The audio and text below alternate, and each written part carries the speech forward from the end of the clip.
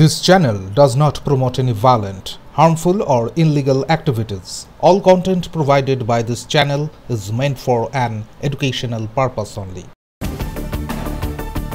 সরিষা রেললাইন থেকে এক মহিলা ও দুই নাবালিকার দেহ উদ্ধারের ঘটনায় পুরুলিয়া জেলা ও জিআরপি পুলিশ যৌথ অভিযানে দুই অভিযুক্ত বাবুজান মমিন ও বিজয় মাছুয়ালকে গ্রেপ্তার করেছে। পুলিশ জানায় পরিকল্পিতভাবে খুন করে দেহ রেললাইনে ফেলে দুর্ঘটনা বলে চালানোর চেষ্টা করা হয়েছিল।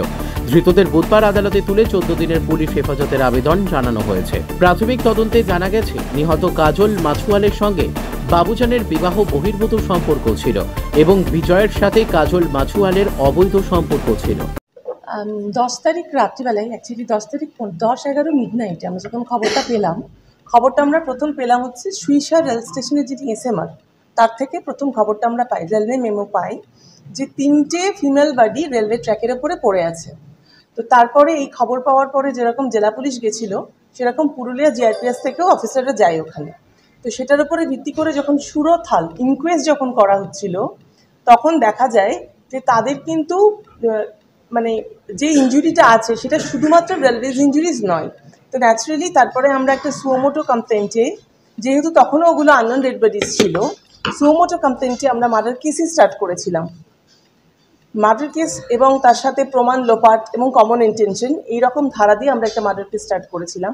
পরের দিন সকালবেলায় জেলা পুলিশের তৎপরতায় এবং আমাদের অফিসারদের তৎপরতাতে আমরা ওরা যে আননোন ডেড বডিজগুলো ছিল সেগুলোকে নোন হয়ে যায়। আমরা ইনভেস্টিগেশনে দেখতে পাই যে ওরা ছিল কাজল মাছুয়ার, স্বামী অজয় মাছুয়ার,